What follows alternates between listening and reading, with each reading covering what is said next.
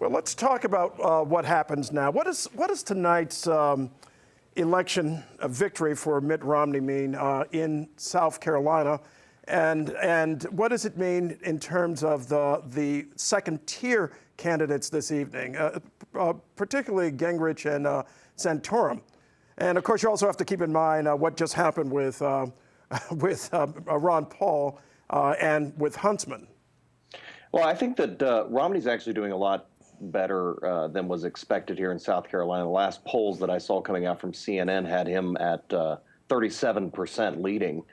I do think, though, that there's a big room for somebody to upset down here. There's actually 49% of voters would be willing to change their vote at this point. And, you know, as you've seen throughout this entire primary process, it's been very volatile. People like Santorum was at 4% at the beginning of December. He was at 34% in South, or 19%, I'm sorry, in South Carolina in the most recent polls. So the volatility is still there. Gingrich has dropped dramatically. I honestly believe that there's some room for a Rick Perry to find his way back to the surface.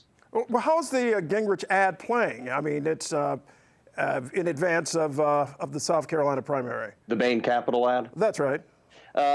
It's not playing well. I think that people are not comfortable with the idea that capitalism is essentially being assaulted in this ad. Now, there are some reasonable defenses that I've read and heard about how Romney is the one who brought up his entire career at Bain Capital, and so it's more than fair for him to go ahead and look at what he's done there. But the issue is the way that they're attacking it. They're using almost Occupy Wall Street rhetoric.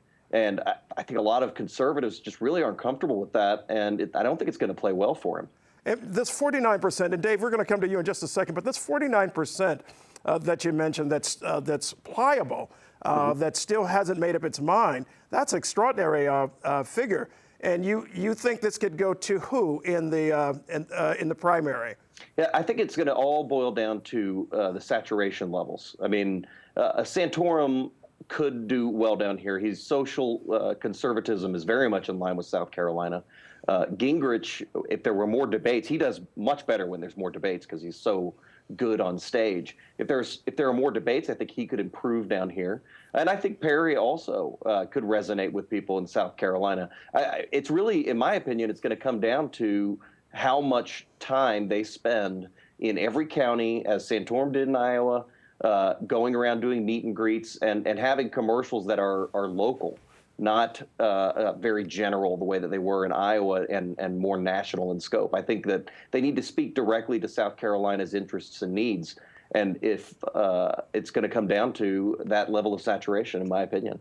Well, you know, as you know, South Carolina is known for having some really nasty contests. I mean, a few years ago, you had McCain being described in one surreptitious mailing as having a love child. And it's where any number of campaigns have originated that are considered nasty. Sending out a Mormon greeting card in advance of Mitt Romney coming to the state. Do you expect it to be pretty nasty, or has that already begun? It hasn't. It has not begun. I think everybody in the campaigns we're starting to make the groundwork down here, but we're still waiting for New Hampshire to really finish up. I expect them to hit the ground running tomorrow. And you're right. I mean, Nikki Haley is a perfect example. There were accusations of adultery from people who used to work for her that were rooted in opposing candidates for the governorship. Things can get really nasty down here. What will help is the support from local candidates and local congressmen and local senators. Right now, Perry leads in that regard in terms of having the most support from people that are down here in South Carolina. That's going to get him opportunities to get in front of people and hopefully give that positive message. Unfortunately, he's also doing what Gingrich is doing in terms of talking about the vulture capitalism and attacking Bain Capital for how it operated. And if they keep going that way, yeah, I think it could get pretty negative. And Romney could probably win just by staying above the fray. Okay, Ben, hold on there for a while. Let's move further south into Florida, the so-called land of the hanging Chad. Dave, Dave Royce, let's talk. How did tonight's events outcome in New Hampshire? How might that affect the primary in Florida? I'm not sure if it will affect the primary in Florida. I think, obviously we're looking more towards South Carolina. Mitt Romney was already well ahead in the most recent polling here.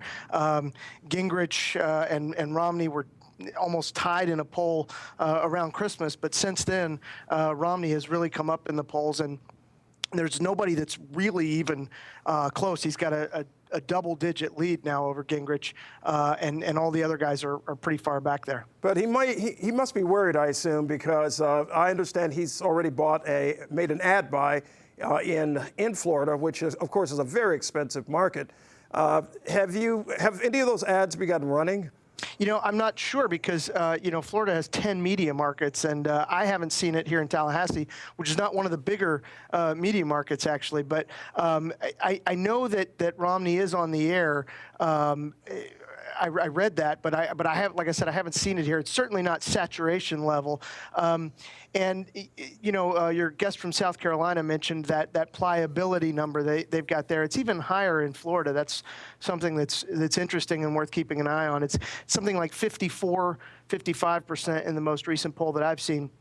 Just this week, 54% say they could still change their mind. What are the issues that will basically get people to not only to the primary polls, but to get them to coalesce around an alternative to Mitt Romney? Well, it's hard to say because it's a diverse state. I mean, I think the economy, Florida, the economy is worse here. We're slower coming out of the recession than everywhere else. We've still got 10% unemployment. And I think Governor Rick Scott this past week said he hasn't chosen a candidate yet because none of them really seem to be talking much about the economy. It's a really strange, it's a closed primary here. We're only talking about Republicans, but it's a diverse crowd of Republicans. I would say more fiscal Republicans than social conservatives. But it's hard to say with any certainty what Republicans as a whole will coalesce around because they are such a diverse group. It's maybe too early to talk about a Huntsman factor, but John Huntsman seems to appeal to a moderate group of voters that you might find in large parts of Florida. If he actually decides to make a major buy, that is to say, if there's a super PAC that finances a Huntsman campaign to the tune of it's assumed it would take about $5 million to $10 million to compete in Florida, correct? Yeah, that sounds right. How might he do in Florida, in your view, based on what you've seen and heard?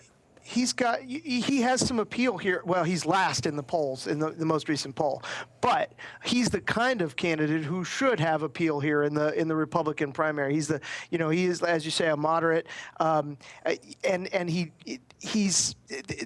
The Republicans in Florida are hard to predict in part because it is such a broad group of people, but it's not a real hardcore right-wing group of Republicans. So I think Huntsman is the kind of candidate who, if he could get on the air, as you say, $4 or $5 million, I just don't see him competing with Romney in terms of, the kind of money it would take to get on the air. But yeah, I think he could be viable, but I don't see that as being the most likely scenario. Well, in South Carolina, Nikki Haley has endorsed Mitt Romney, and I'm thinking about Rick Scott in Florida, who's not particularly popular right now. What does his endorsement mean? What would it mean in terms of either baggage or in terms of inspiration?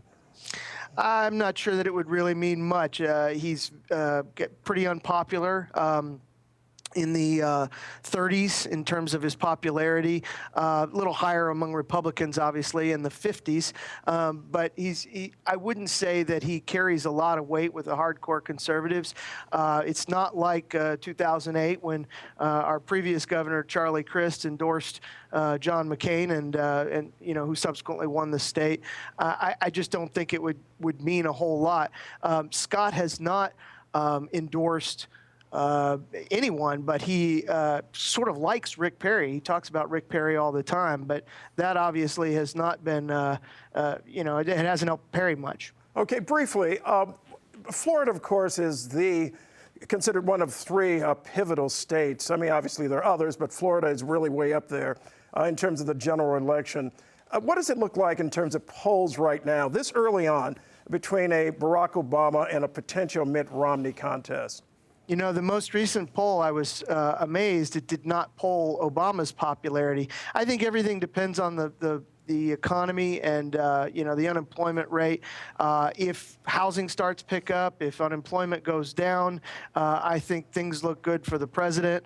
I think the sort of the factor of people being excited is totally different from 2008, and that's going to hurt President Obama. I think, it kind of depends on who the nominee is, but, you've almost got to win Florida. Obama won it last time, George W. Bush before that, and of course we had our famous tie here a few years ago. I think it really just depends on what the economy does between now and Election Day. Okay, all right, Dave, thank you very much. Ben, thank you in South Carolina. Thank you. Thanks.